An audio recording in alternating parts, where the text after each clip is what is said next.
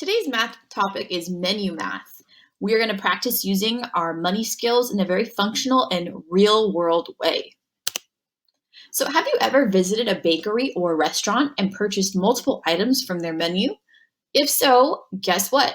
You've used menu math. Menu math involves looking at a menu which lists the establishment's the items that they sell, as well as the prices, how much the item costs, finding the items that you would like to buy, and completing your transaction at the cash register to exchange your money for the goods and foods that you would like. So when we're talking about menu math, it's really important to be mindful and aware of decimal place value because typically you're not just going to buy one thing, you're going to buy multiple things.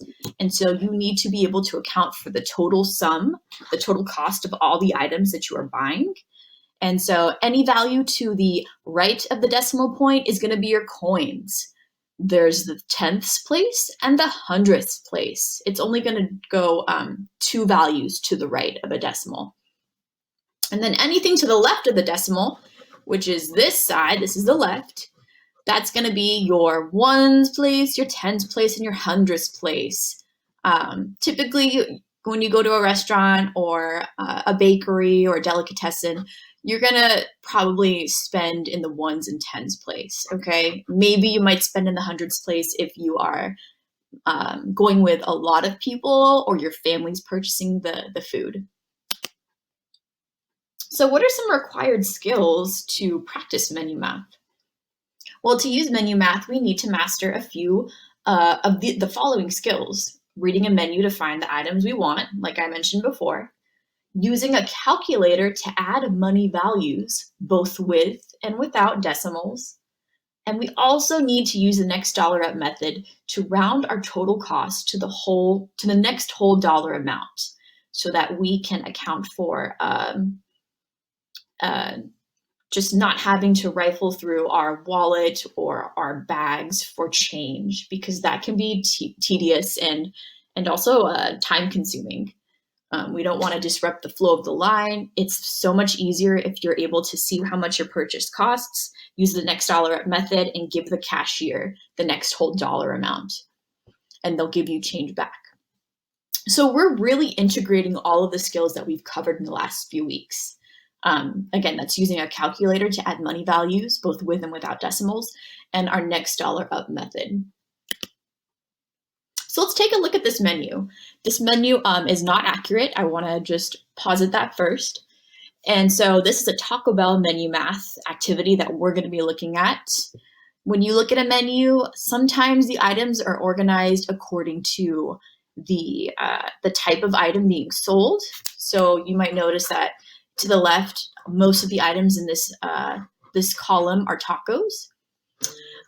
Sometimes items might be organized according to the time of day when you would likely consume that item. So breakfast items are grouped together in one area, lunch items are grouped together in another, and then dinner items separately, okay?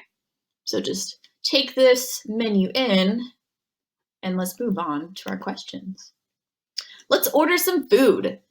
So for number one, it says we're ordering what looks like they're nachos, a taco, and some soda. So let's go back to the menu and see what the prices are for those items.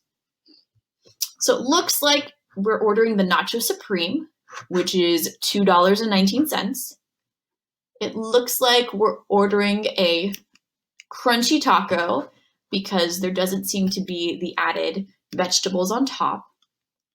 And of course, we're getting a large soda because that's our only option, all right? So Nacho Supreme costs $2.19, a crunchy taco is 99 cents, and a large soda is $1.69. So we need to figure out our total. So let's add those items up in a calculator.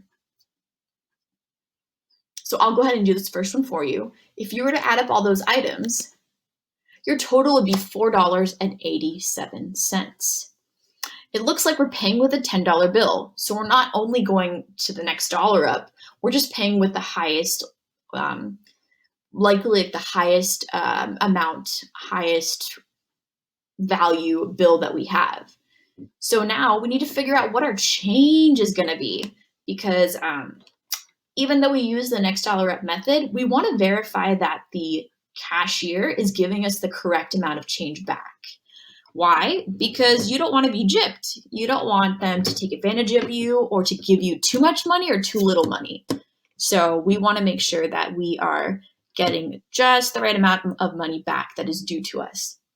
And so what you would do is you would subtract $4.87 from 10. So in your calculators, you plug in $10, so 10.00 minus 4.87, $4.87, and your change would be $5.13. So the cashier might hand you a $5 bill, a dime, and 3 pennies, or they might hand you 5 $1 bills, two nickels, and 3 pennies.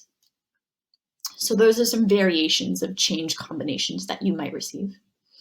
All right, number 2, let's look at the menu just to review what we have here.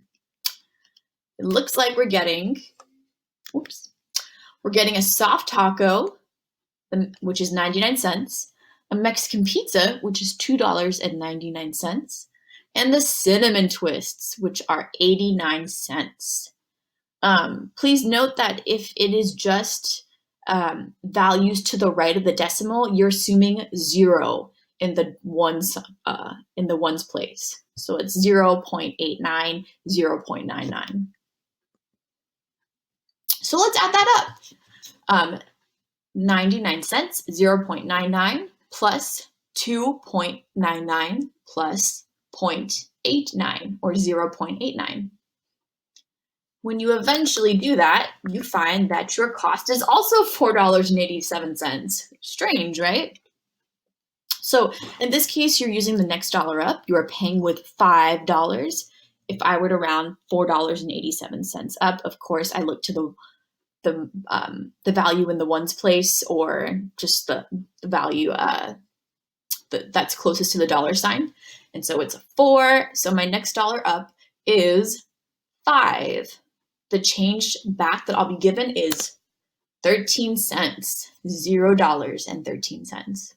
So again, they might give you a dime and 3 pennies or 2 nickels and 3 pennies. The last one, it looks like we're ordering a Taco Supreme, a Burrito Supreme, and a soda.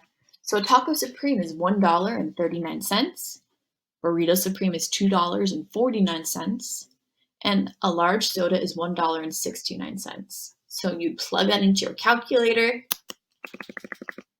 and you get $5.57 as your grand total.